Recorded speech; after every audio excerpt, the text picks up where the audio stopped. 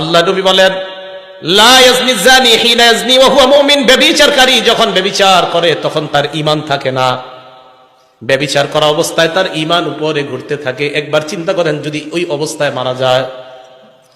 ওয়ালা ইয়াসরিকু সারিকু হিনা ইয়াসরিকু ওয়া হুয়া মুমিন, চুরি যখন চুরি করে, চোর যখন চুরি করে, চুরি করা অবস্থায় তার ঈমান থাকে না, ঘুরতে থাকে।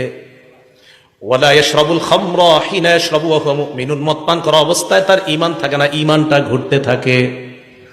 ওয়ালা ইয়ানতাহিবু তুহমাতান হিনা ইয়ানতাহিবু ওয়া হুয়া মুমিনুন, ছিনতাইকারী যখন ছিনতাই করে তখন তার ঈমান থাকে না, ঈমান ঘুরতে থাকে। আহারে ছিনতাইকারী আর জিনাকারী আর মদপানকারী তারা যদি একবার ভাবে ওই অবস্থায় যদি আবার মরণ হয়, যে অবস্থায় আমার ঈমানটা যদি না আসে, অপরাধ করা অবস্থায় যদি তার ঈমান না আসে, ওই অবস্থায় যদি তার মরণ হয়ে যায়।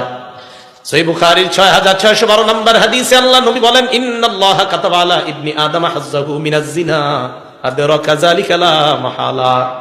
আদম সন্তানকে আল্লাহ জিনার পরীক্ষা দ্বারা পরীক্ষা করবেন, কোনো সন্দেহ নাই।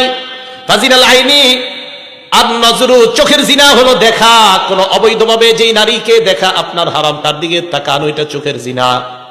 বর্তমান জামানায় হয়ে গেছে কি কথা কয়, মুখ না ঢাকলেও নারীর পর্দা হয়ে যায়। তাহলে চোখের জিনা আর কোনটা?